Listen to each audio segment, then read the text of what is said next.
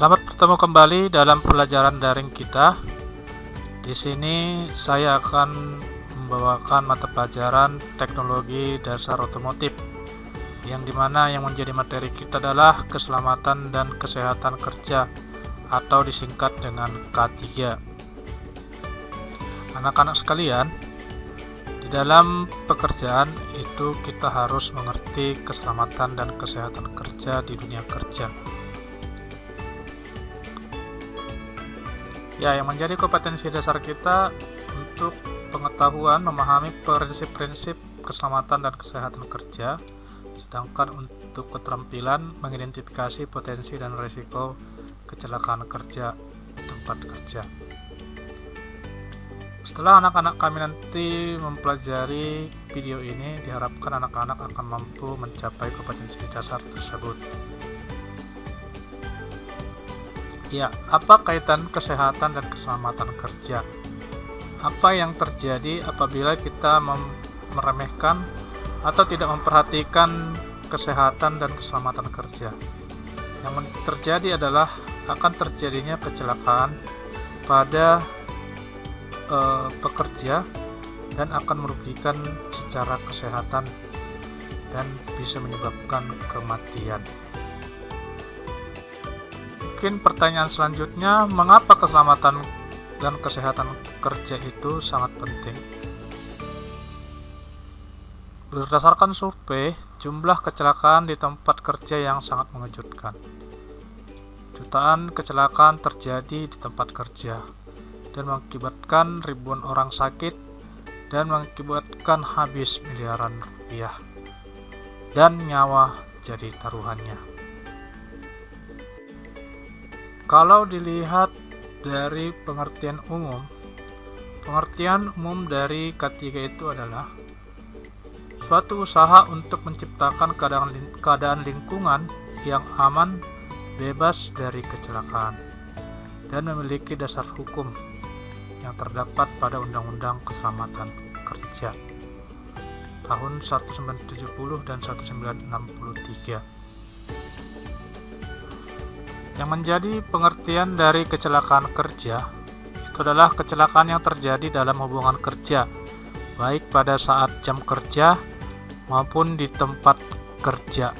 Sedangkan keselamatan kerja itu adalah menjamin keadaan, keutuhan, dan kesempurnaan, baik jasmaniah maupun rohaniah. Itulah kita perlu mempelajari keselamatan kerja. Ya, yang menjadi tujuan keselamatan dan kesehatan kerja, yang pertama mencegah kecelakaan kerja, yang kedua mencegah penyakit, mencegah kematian, mencegah cacat tetap, mengamankan meningkatkan produktivitas kerja, mencegah pemborosan, menjamin tempat kerja yang sehat, dan keselamatan kerja ditujukan kepada manusia, benda, dan lingkungan. Tanggung jawab majikan atau bos dan karyawan. Employer itu adalah majikan, menyediakan tempat kerja yang bebas risiko. Yang kedua, dapat mencari bantuan konsultasi dan mengidentifikasi tidak dapat menghukum karyawan. Dan employer itu adalah karyawan, mematuhi standar, melaporkan masalah kepada atasan, dan dapat menuntut keamanan. Selanjutnya, apa yang menjadi penyebab kecelakaan? Yang pertama itu adalah change occurrence atau kejadian yang tidak terduga. Yang kedua itu adalah unsafe condition, kondisi kerja rawan kecelakaan.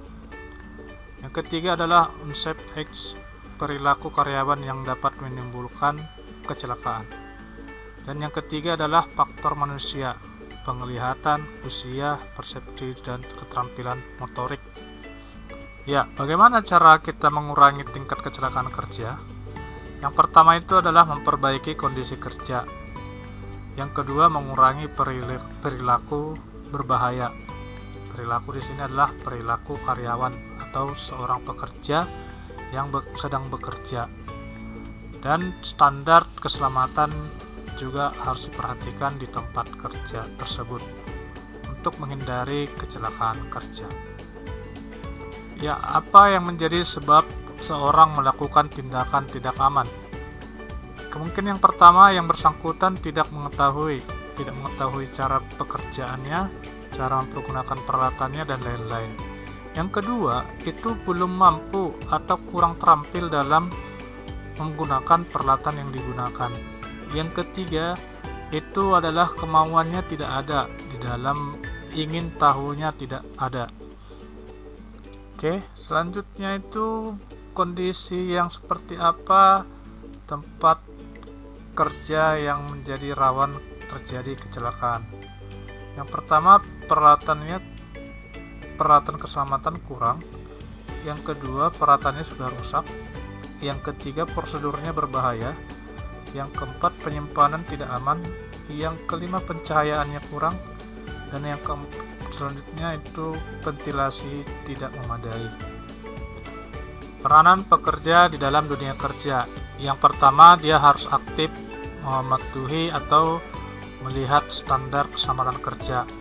Yang kedua, melaporkan apabila terjadi gejala-gejala di dalam kecelakaan kerja.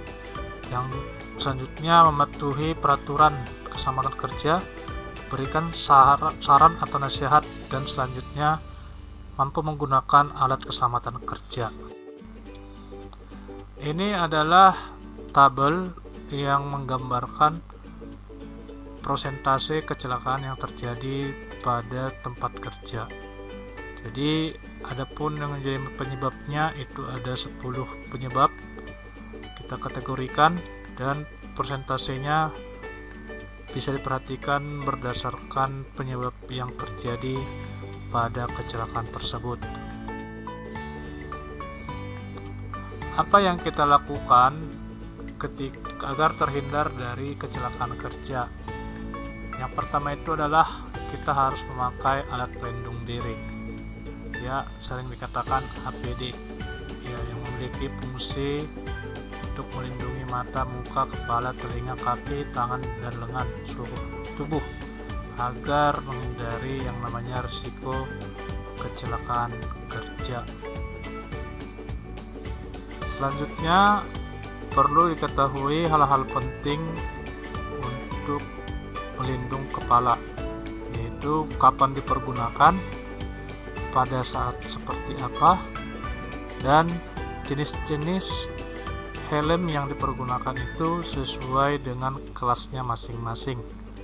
Di sini sudah dijelaskan apa saja itu kelas A, B, C, dan D. Selanjutnya, apa yang menjadi syarat dalam menggunakan pelindung kepala? Yang pertama itu adalah tahan benturan. Yang kedua, meredam kejutan. Yang ketiga itu anti air dan tidak mudah terbakar. Dan yang keempat, mudah disesuaikan dengan kepala. Ini adalah contoh gambar helm atau pelindung kepala. Selanjutnya, kacamata pelindung.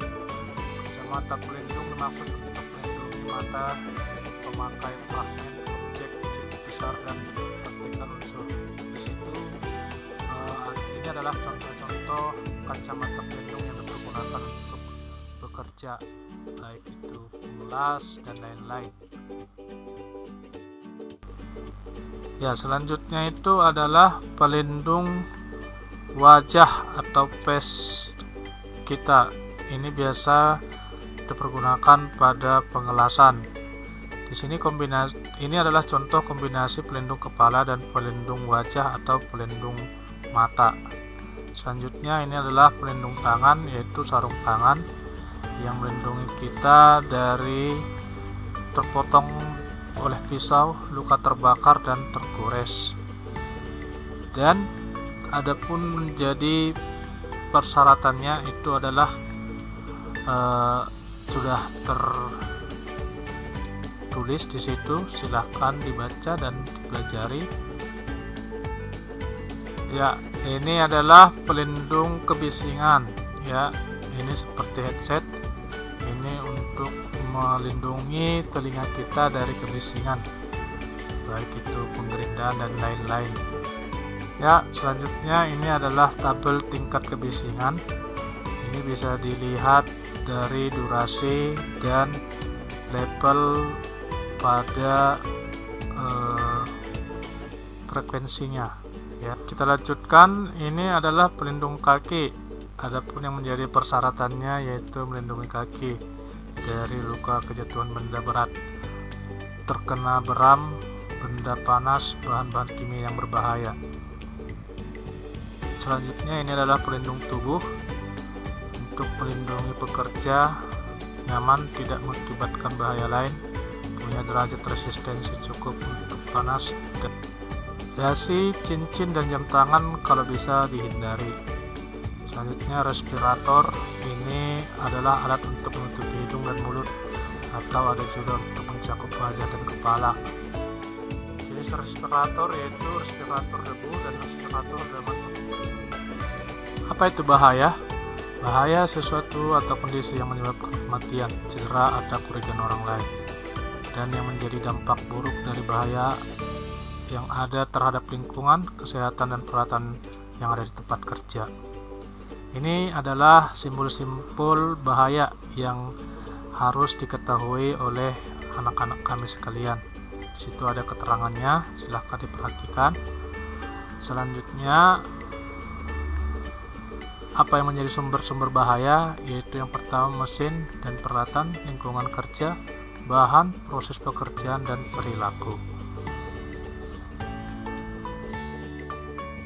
Ya, demikian pembelajaran kita hari ini, dan yang menjadi tugas anak-anak kami nanti adalah silakan kamu rangkum pengetahuan yang kamu dapatkan dalam pembelajaran ini, ditulis dalam kertas dan dikumpulkan, dan kalau belum subscribe silahkan subscribe, dan silahkan di share juga untuk mendukung channel kita ini dalam belajar.